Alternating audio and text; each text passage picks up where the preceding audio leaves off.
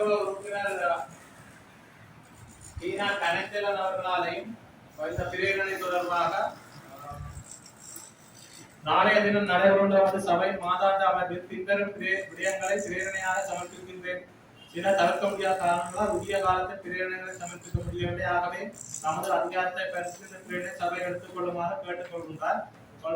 பயங்கரவாத தடை சட்டத்திற்கு பதிலாக அதை விட மோசமான அரசை பாதுகாக்கும் பயங்கரவாத எதிர்ப்பு சட்டம் என்னும் ஒன்றை கொண்டு வருவதற்கான நடவடிக்கைகள் மேற்கொள்ளப்பட்டு வருகிறது. இதனை முற்றாக நீக்குவது தொடர்பானதும் முன்னிய விகிதாசார முறைப்படியான மாகாண சபை தேர்தலை நடத்தி மாகாண நிர்வாகங்களை மக்கள் பிரதிநிதிகளும் கையளிப்பது தொடர்பான 2 பிரேரணைகளை கீனா கண்ணச்சேவன் அவர்களும் முன்வைத்திருக்கின்றார். இது தொடர்பாக தாங்கள் கருத்துக்களை தெரிவித்தார். சபைக்கு தெரியப்படுகிறது. அபாய வெளியேற்ற பாதை என்பது எங்களுடைய வட்டாரத்திலிருந்து மரதங்கனி மானியவளை சந்தியிலிருந்து ஆற்று வழியாக பழகி செல்கின்ற பாதை. அது கிட்டத்தட்ட தனிப்பனை செம்மியத்து வடக்கு செமிப்பேறு தெற்கு மாமனை குடாரப்பு போன்ற கிராமங்களுடைய அனைத்த நேரம் வெளியேறி செல்கின்ற பாதையாக இருக்கின்றது. நீண்ட காலமாக கைவிடப்பட்ட நிலையிலே காணப்படுகிறது. அங்கிருந்து பச்சிலைப்பள்ளி பிரதேச சபையிலிருந்து எங்களுடைய எல்லை வரைக்கும் ஒரு தார் ரோட்டு மூடப்பட்டிருக்கிறது. இங்கிருந்தால் கொண்டு செல்லப்பட்டு இணைக்கப்பட வேண்டும். அபாய வெளியேற்ற பாதை மட்டுமல்ல, மீன் வியாபாரிகள் சுகாதார தேவைக்கு கல்வி நடவடிக்கைகளுக்கு நேரடியாக படை நகரை அடைகின்ற ஒரு வீதியாக இருக்கின்றது.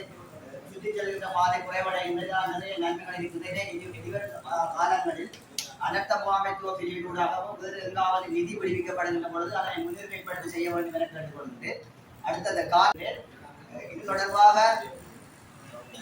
தொடர்ச்சியாக நாம் கலைந்து கொண்டிருக்கிறோம். ஒரு முடிவும் இல்லை.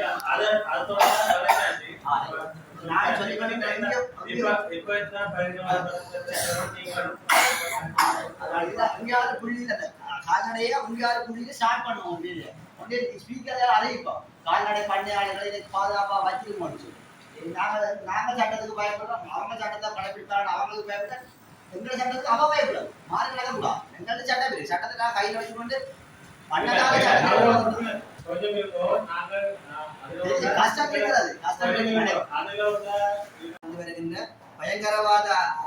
பயங்கரவாதத்திலிருந்து அரசை பாதுகாக்கின்ற சட்ட மூலத்தை முன்வைத்திருக்கின்றார்கள்.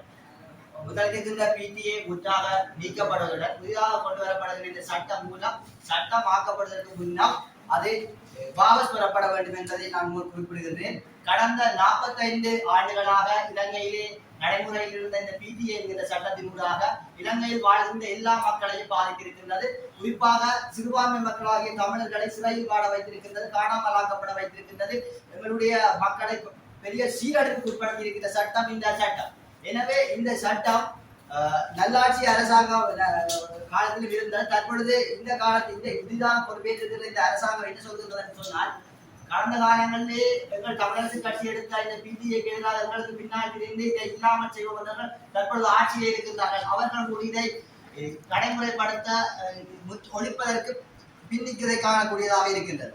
எனவே அடக்குமுறையை நுட்ப முறையிலே கொண்டு வருவதற்காக, நுட்பமான முறையிலே மக்களை அடக்குவதற்காக, ஜனநாயகத்தை வலுப்படுத்துவதற்கு பதிலாக ஜனநாயகத்தை இல்லாத ஒழிக்கின்ற செயலை இந்த சட்டம் செய்கின்றது. எனவே இந்த சட்டமானது அரசாங்கத்துக்கு எதிராக ஒரு அமைதியான போராட்டத்தை கூட பயங்கரவாதமாக காட்டக்கூடிய சட்டமாக இருக்கின்றது. அதாவது ஒரு குற்ற பிரேரணை இல்லாமல் ஒரு சந்தேக நபரை கைது செய்யக்கூடிய அதிகாரம் இருக்கின்றது. குறிப்பாக போலீசார் மட்டுமன்று இராணுவமும் ஊர்காவல் படையினர் கூடியவர்களை கைது செய்யக்கூடிய அதிகாரம் இந்த சட்டத்திலே வழங்கப்பட்டிருக்கின்றது. அதை விட முழுக்க முழுக்க அரசாங்கத்தை, அரசுக்கு ஆட்சியில் இருக்கிற ஆட்சியாளர்களை பாதுகாக்கின்ற சட்டமாக இருக்கின்றது. குறிப்பாக இந்த சட்டத்தினூடாக சிவிலியன்கள், பொதுமக்களை பாதிக்கின்றது, ஊடகவியலாளர்களை பாதிக்கின்றது. அது மட்டுமல்ல, தொழிற்சங்கங்களை கட்டுப்படுத்துகிறது. போராட்டம் செய்ய முடியாது. நான் இல்லை கருத்து குறித்த சட்டம் நடைமுறைப்படுத்தப்பட்டால் இந்த கருத்து கூடி அரசாங்கத்தை சொல்லிவிட்டு கைது செய்யப்படலாம். கைது செய்யப்பட்டால் தண்டனை வேறு 15 வருடங்கள் வெளிவர முடியாத சட்டமாக இருக்கின்றது. எனவே இது மிக பாரதூரமானது. சிறுபான்மை மக்கள் குறிப்பாக கூடுதலாக பாதிக்கப்படுவார்கள். ஆனால் பெரும்பான்மை மக்களும் பாதிக்கப்படுது. அரசாங்கம் தன்னை ஒரு தனிக்கட்சியாக உருவாக்குவதற்குரிய திட்டமாக நான் பார்க்கின்றேன். இதே ஒரு பன்மைத்துவ சமூகம் வாழ்கின்ற இந்த நாட்டிலே தன்னுடைய தனிக்கட்சியை வளர்ப்பதற்காக மற்றவர்களை அடாக்குகின்றதாக அரசாங்கம் கையில் எடுத்திருக்கின்ற இந்த திட்டத்தை முற்றுமுழுதாக நாங்கள் கட்சி பேதம் இல்லாமல் நாங்கள் தமிழர்கள் சிறுபான்மை மக்கள் இந்த நாட்டினுடைய எங்களுடைய உரிமைக்காக நாங்கள் அனைவரும் சேர்ந்திருக்க வேண்டும். இது கட்சி பார்க்காதீர்கள், என்னுடைய கட்சி கொண்டு வந்தது என்பதற்காக வாக்களிக்காது. தயவு செய்து சிறுபான்மை மக்கள் நாங்கள் எங்களுடைய மக்களுடைய உரிமைக்காக இந்த சட்ட நடைமுறைப்படுத்தமாக இருந்தால் எங்களுடைய மண்ணுக்காக எங்களுடைய மொழிக்காக எங்களுடைய தன்மானத்திற்காக தாங்கள் உயிர்களை ஆக்கிய அந்த மாநில செல்வங்களை கூட நினைவு கூற முடியாத நிலை ஏற்படும். எனவே இந்த சட்டத்தை முற்றுமுழுதாக நீக்கப்பட வேண்டும். அது இந்த சபை ஏழுமனதாக அந்த சட்டத்தை நிறைவேற்றி இந்த வாபஸ் பெறப்பட வேண்டும். பிடிஏ முற்றாக ஒழிக்கப்பட வேண்டும். புதிதாக கொண்டிருந்த எஸ்டிபி என்பதை வாபஸ் பெறப்பட வேண்டும். சட்டம் மூலம் சட்டமாக்கப்படுவதை நாம் முற்றாயம் ஏற்பாடாக நடைமுறையில் வந்த பயங்கரவாத தடை சட்டம் தமிழ் மக்களினுடைய விடுதலை போராட்டத்தை நசுக்கவே கொண்டு வரப்பட்டது. இச்சட்டத்தை பயன்படுத்தி ஆயிரக்கணக்கான இளைஞர் ஜோதிகள் கைது செய்யப்பட்டு சித்திரவதைக்குள்ளாக்கப்பட்டுள்ளவர்கள் பல 100 பேர் கொல்லப்பட்டனர். ஆட்சிக்கு வந்த அடுத்த நிமிடமே இச்சட்டம் நீக்கப்படும் என தற்போதைய ஜனாதிபதி இலங்கை மக்களுக்கு உறுதி வழங்கியிருந்தார். ஆனாலும் தற்போது பயங்கரவாத தடை சட்டத்திற்கு பதிலாக அதைவிட மோசமான அரசை பாதுகாக்கும் பயங்கரவாத எதிர்ப்பு சட்டம் எனும் ஒன்றை கொண்டு வருவதற்கான நடவடிக்கைகள் மேற்கொள்ளப்பட்டு வருகிறது. அனைத்து மனித உரிமை அமைப்புகள் கண்டிக்கின்ற பயங்கரவாத தடை சட்டம் இல்லாத ஒழிக்கப்பட வேண்டும் எனவும் அதற்கு பிரதியீடாக எவ்வித சட்டமும் இந்த நாட்டுக்கு கொண்டு வர தேவையில்லை எனவும் இந்த சபையிலே பிரேரணையாக முன்வைக்கின்றேன். அத்தோடு இங்கிருக்கின்ற அனைத்து உறுப்பினர்களும் இதனை ஏகமனதாக இதனை ஆதரிக்க வேண்டும். காரணம், பயங்கரவாத தடை சட்டத்தினால் தேசிய மக்கள் சக்தியினுடைய அங்கத்துவ கட்சியான ஜனதா விமுக்தி பிரமுன கூட பல்லாயிரக்கணக்கான இளைஞர்கள் அதை பாதிக்கப்பட்டிருக்கிறார்கள். நீங்கள் உங்களுடைய கட்சியினுடைய விசுவாசத்திற்காக இந்த பிரேரணையை நீங்கள் ஆதரிக்க வேண்டும் என கேட்டுக்கொள்கிறேன்.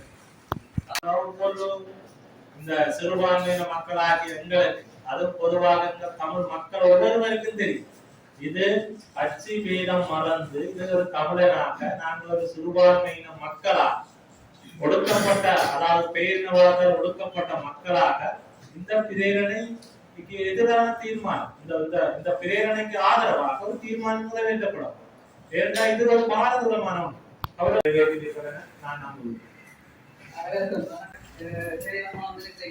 நல்ல விஷயம். ஆனா இந்த விடுதலை ஆளுமைக்குட்பட்ட விஷயம் இது ஒரு தேசிய ரீதியான பாதுகாப்பு சம்பந்தமான திட்டம்.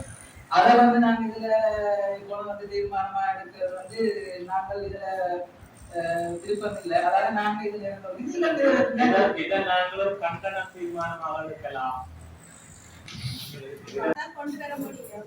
நாங்களும் தமிழ் மக்கள், நாங்களும் நிறைய பாதிக்கப்பட்ட நாங்கள், இது இல்லாமல் போறது எங்களுக்கு நல்லதுதான். ஆனால் இந்த பயங்கரவாத தடை சட்டம் என்றது தேசிய பாதுகாப்போடு சம்பந்தப்பட்ட ஒரு விடயம். இந்த விடயத்துல உள்ளூராட்சி திணைக்களங்களுக்கு எந்த அதிகாரமோ செல்வாக்கோ செலுத்த முடியாது. அது இதுல மட்டும் கதைச்சு போட்டு எழுதப்பட வேண்டிய போட்டு போகத்தான் முடியும். அதனால இந்த பிரேரணை இந்த சபைக்கு பொருத்தமற்றது. நீங்கள் தீர்மானமாக எடுத்துக்கொள்ளுமோ நாங்கள் இதுல கலந்து கொள்ளுங்கள். இது தேசிய பாதுகாப்பு சம்பந்தப்பட்ட பிரச்சனை என்று சொன்னாலும் மக்களுடைய பிரச்சனை. குறிப்பாக அரசாங்கமே அதுக்குரிய ஒரு காலக்கட்டத்தில் பொது அந்த அமைப்பு அது சம்பந்தமான பிரச்சனைகள் ஏதாவது எதிர்பார்த்தால் அரசாங்கமே எங்கள்கிட்ட கேட்டிருக்கோம். சபையில அது சம்பந்தமான ஒரு பிரேரணை எடுத்ததுல எந்த தவறும் இல்லை. அதை எங்களை கௌரவ உறுப்பினர் வழங்கிக் கொள்ளுங்க. தலைமையில அழுத்தத்தின் பேரால கொண்டு வர பிரேரணைக்கெல்லாம்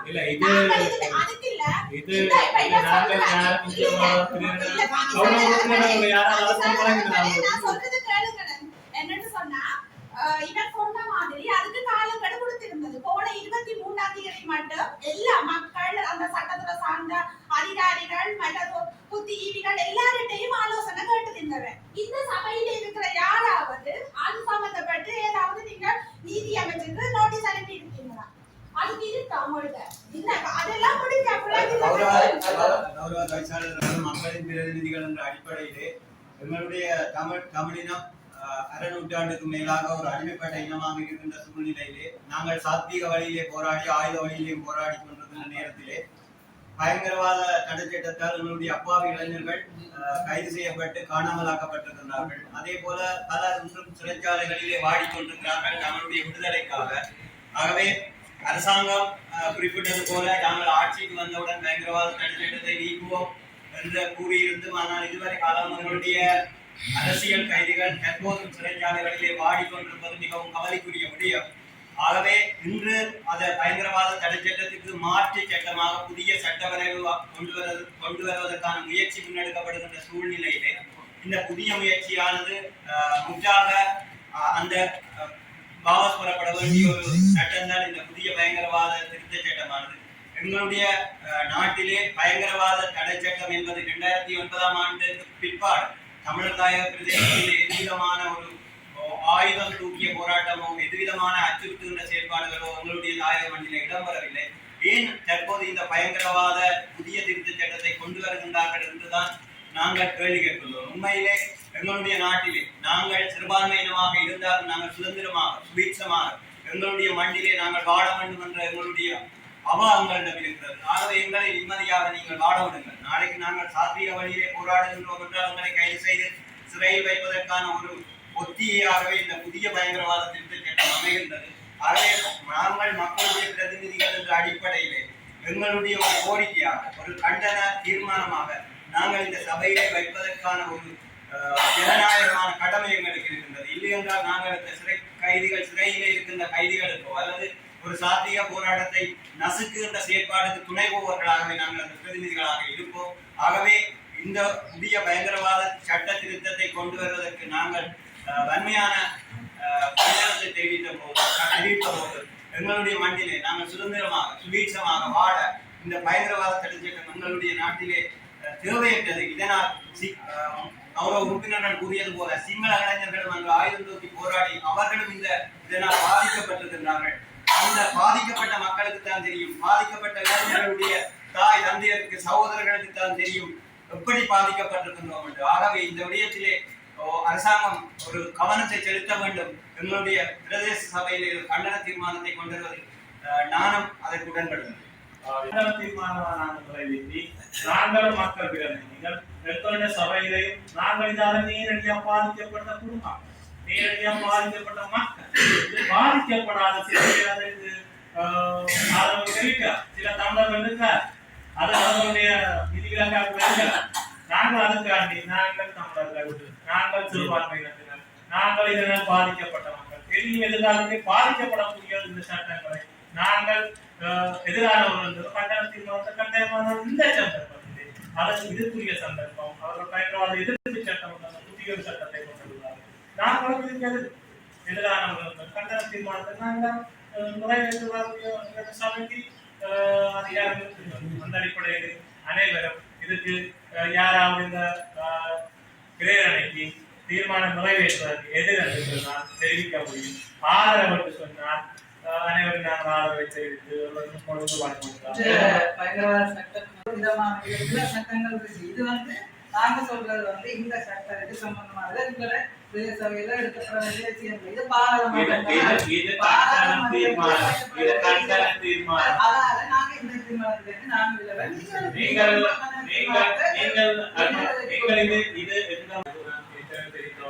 இந்த சட்டங்கள் தொடர்பாக ஒரு சிறுபான்மையினர் ஒவ்வொரு தமிழர்கள் இந்த எதிர்ப்பு சட்டத்தால் கௌரவ உறுப்பினர் தெரிவித்தவர்கள் நாங்கள் இவ்வாறு கருத்தை அரசாங்கத்துக்கு எதிராக எந்த ஒரு கருத்தை தெரிவித்தாலும் எந்த நேரத்திலும் கைது செய்யப்படக்கூடிய யாரால் அனைவருக்கும் அதிகாரம் வழங்கப்படும். கைது செய்வதற்கு அதிகாரம் ஒரு தர மட்டும்தான் ராணுவமும்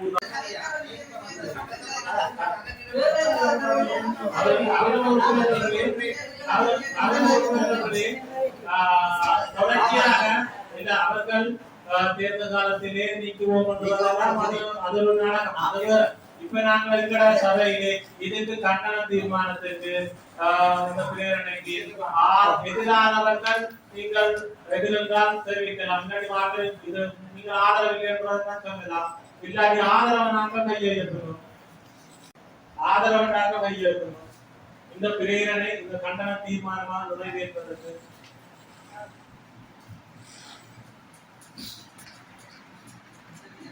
மொத்தம் என்னோட 15 பேர் 20 பேர் என்னுடைய சபையிலே மொத்த உறுப்பினர்கள். அதிலே ஒருவர் தேர்தலும் சபைக்கு சமூகம் தரவில்லை. 4 உறுப்பினர்கள் தங்களுடைய கருத்து இதுல பங்கு வைத்துள்ளீர்களா இல்லாட்டி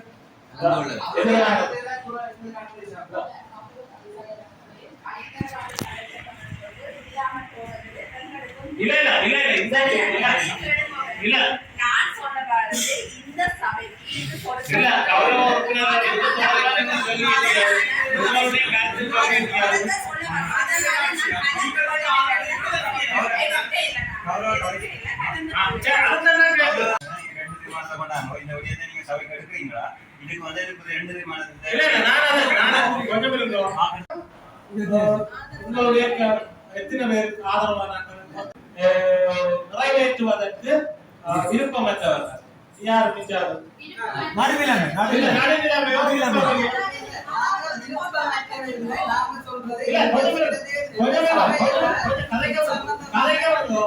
நீங்கள் ஆதரவு எதிரோ அல்லது இதிலிருந்து நடந்து கொள்ளாதீர்கள். மொத்தம் 15 பேர் 20 பேர் உள்ள சபையிலே 15 பேர் கண்டன தீர்மானத்துக்கு ஆதரவாகவும் ஒருவர் இந்த 4 பேர் வாக்களித்து இந்த இதிலே கலந்து கொள்ளவில்லை என தெரிவித்திருக்கிறார்கள். ஒருவர் இந்த இடம் வருகின்றார்கள். இது தீர்மானமாக பெரும்பான்மையாக கண்டனம் தீர்மானம்